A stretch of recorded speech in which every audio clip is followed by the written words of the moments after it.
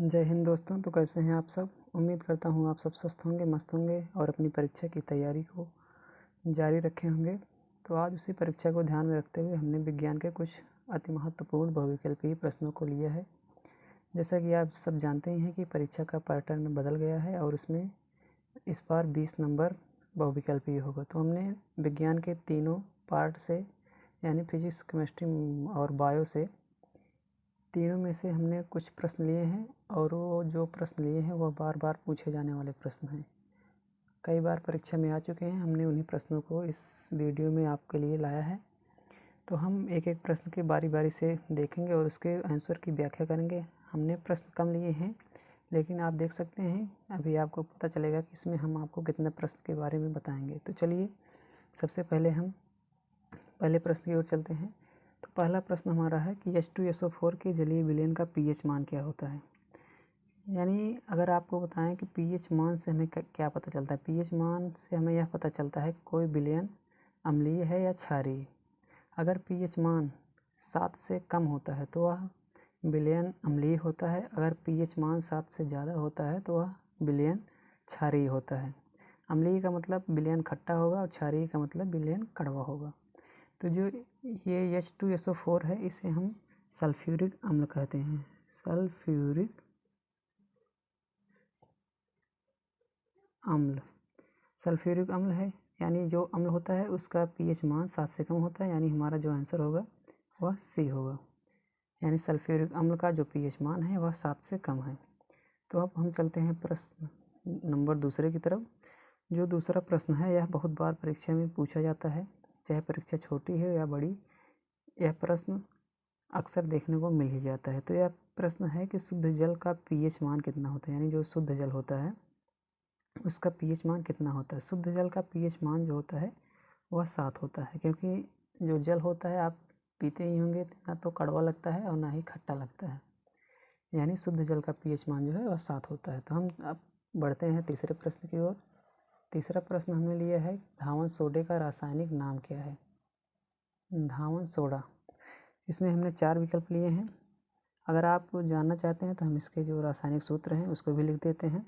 Sodium chloride का होता है NaCl और सोडियम कार्बोनेट का होता है Na2CO3×10H2O।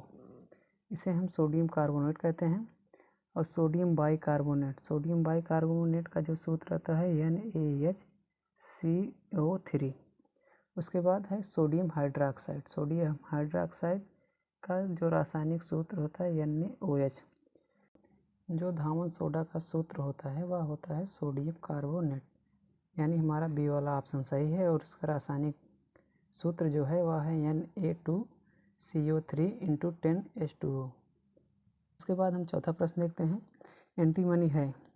एंटीमनी आपको बताना है या धातु है, अधातु है, उपधातु है या मिश्र धातु है।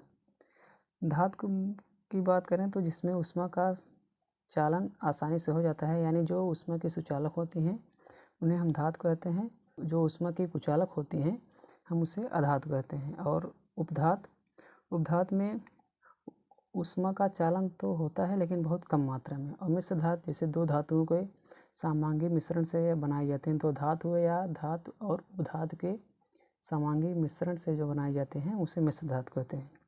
और उसी में से हमको बताना है कि एंटीमनी है क्या। तो एंटीमनी जो है वह एक उपधातु है। उसके बाद हम अगले प्रश्न की तरफ बढ़ते हैं।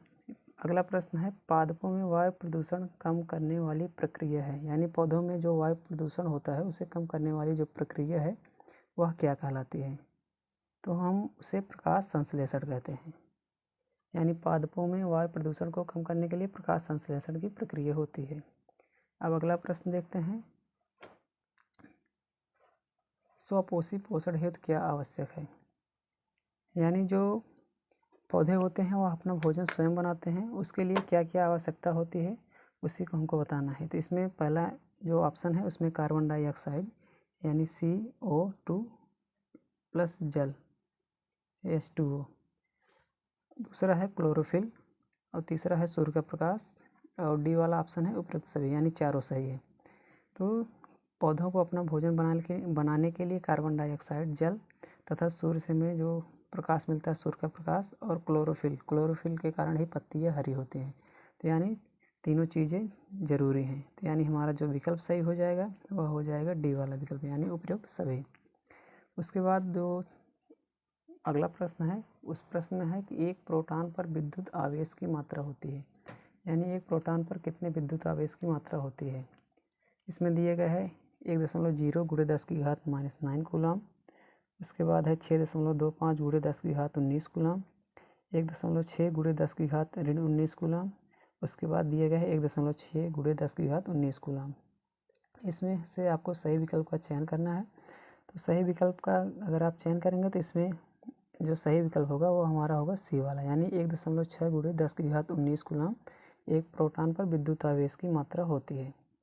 उसके बाद हमने लास्ट वाला प्रश्न लिया है, जीवाश्म ऊर्जा का स्रोत है, यानी जीवाश्म जो हजारों सैकड़ों साल पहले जो पृथ्वी के नीचे दब गए थे जीव जंतु, वो जीवाश्म के रूप में बचे हुए हैं। तो उन्हीं से हमें क्या प्राप्त होता है तो हमें बताना है। जीवाश्म से हमें इसमें जो आंसर दिए गए हैं उसमें पहला है पवन ऊर्जा, बी वाला है सौर ऊर्जा, सी है कोयला या पेट्रोलियम, डी है जल विद्युत।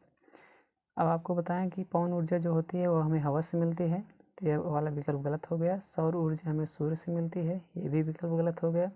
जल विद्युत हमें जल से मिलता है, और कोयला और पेट्रोलियम जो होता है वह हमें जीवाश्म से मिलता है, यानी हमारा जो विकल्प है वह सी वाला सही है। तो दोस्तों जो भी प्रश्न हमने लिया है वह बहुत ही इम्पोर्टेंट है परीक्षा की दृष्टि से। हाल ही में बोर्ड ने अपना आदर्श मॉडल पेपर जारी किया है, जिसे मैं आपको जल्द ही वीडियो के माध्यम से दिखाने वाला हूं, जिसे आप आसानी से डाउनलोड भी कर सकते हैं PDF में, और उसे हल भी कर सकते हैं और अपने आप को जांच सकते हैं।